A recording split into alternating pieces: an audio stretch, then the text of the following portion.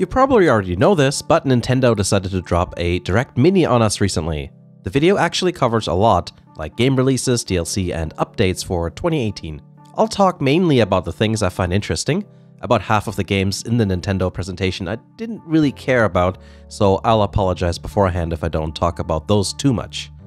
Hopefully that won't keep you from being excited about something you're looking forward to though. Let me know in the comments what games you are interested in. I'm always curious to see what people like.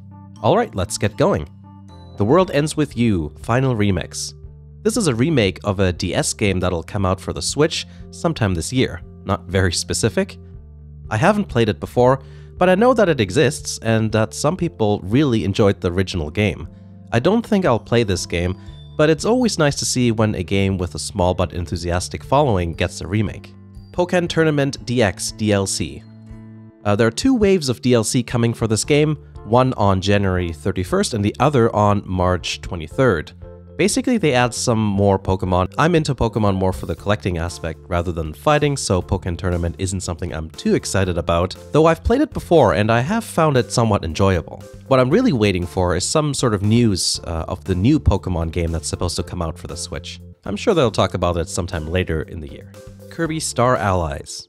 That'll come out March 16th for the Switch. I'm not into Kirby games, so I don't really have much to say. It does look good in terms of graphics, I have to say. And I also like the art style. Hyrule Warriors Definitive Edition. This is something I'm a bit more excited about.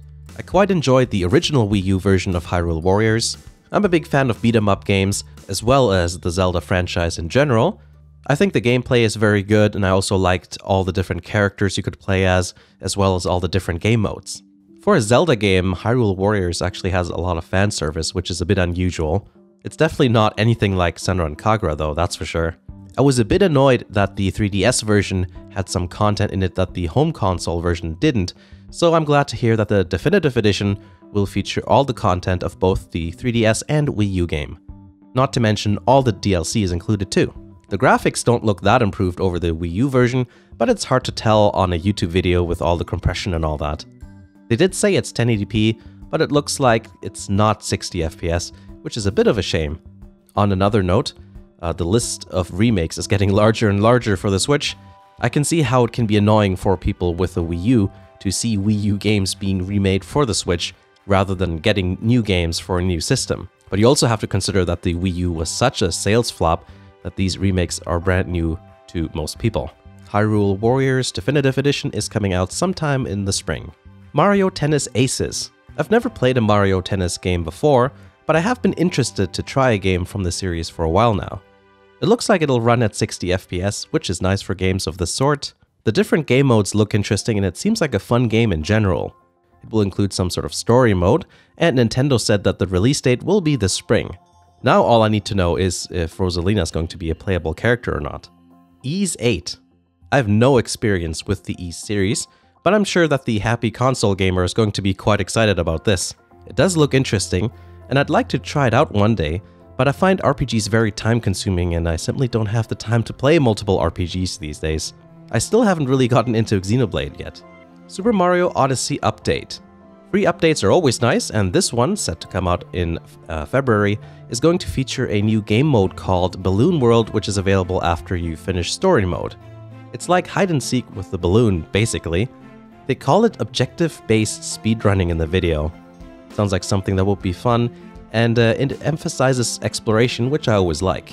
There's new outfits and filters too, but those don't really interest me. I don't take pictures, and I like to keep Mario looking like Mario. It would be nice to have more additional characters. I think it would be fun to re-explore areas with other characters that have different abilities. Kind of like Super Mario 3D World. SNK Heroines Tag Team Frenzy. This sort of came out of nowhere. I guess calling KOF King of Fanservice in my King of Fighters 14 review wasn't that much of an exaggeration after all. It's an all-female fighting game with 2 versus 2 tag team style gameplay. I'm a bit concerned that they mentioned that you can battle using only one button. I really hope they don't simplify it too much. There are customization options, presumably for fan service reasons, and the game also features 2/3 of my favorite KOF team, Athena and Kula, so that's always good. It's also coming out for the PS4, so I'm wondering which version is going to be better in terms of graphics and frame rate. Plus, I have a PS4 fight stick and none for the Switch, and I just don't like playing fighting games with controllers. I'm kind of leaning towards the PS4 version here. SNK Heroines Tag Team Frenzy is set to release sometime in the summer. Mario and Rabbids Kingdom Battle Donkey Kong DLC pack. Wow, that's a mouthful. I don't know anything about this game. I can't get past how the visuals offend my eyeballs, plus I don't like Donkey Kong. But if you're interested in it, it's going to come out this spring. Payday 2. Here's another game that does nothing for me. Release date on that one is February 27th. Faye. This is a very artistic looking game and I'm always interested in unique art styles and gameplay. If it's cheap, I might check it out. But it's also going to be available on PC, so I won't get it for the Switch if I do. Celeste. Retro-style platformers always catch my attention. The visuals are appealing to me. I also think it's cool that you can change the difficulty from hard as hell all the way to basically invincibility. Everyone has a different preference on how hard a game should be, so it's nice that you get a choice. Like Faye, it's something I might try out if it's inexpensive or on sale. But again, it's going to be available on PC as well when it comes out on January 25th, so I wouldn't get it for the Switch. Donkey Kong Country Tropical Freeze. I already told you my opinion on Donkey Kong, so I don't think I need to repeat myself, but I find it interesting that this is another remake of a Wii U game. I will say that it's good that so far every Wii U to Switch remake has always added extra content, which is also the case with this game here. I know that this game has a lot of fans, so I'm sure a lot of people are happy to hear that this game is being remade, and it's set to come out on May the 4th. Dark Souls Remastered. There seems to be a ton of people excited for this game. I have very little experience with the Dark Souls series. I only played the very beginning of the second game at a friend's place, and I didn't feel the need to explore the series any further. A lot of people are excited about it, and it's going to be released on May 25th. It'll be interesting to see if it'll cost as much as a brand new game like all the other remakes that ended up on the Switch so far.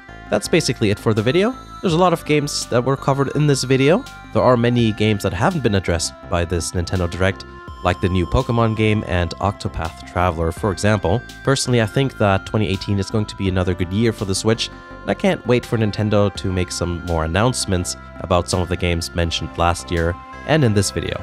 Thanks for watching. Hopefully you enjoyed it. Other than YouTube, I also stream as well, so follow me on Twitch if you want to catch the streams. I also post on Twitter. Everything I do is posted there, so you can kind of use it like a news feed. If you want to support the show, consider taking a look at the Patreon page. You get a few cool rewards for your generosity as well. And finally, if you're ever interested in getting yourself some geek and gamer type shirts, you can check out T-Blocks. They are a fully licensed t-shirt subscription service, and if you decide to sign up, you can use the code in the description during checkout to get 10% off your order. Thanks for watching, and I'll see you again in the next video.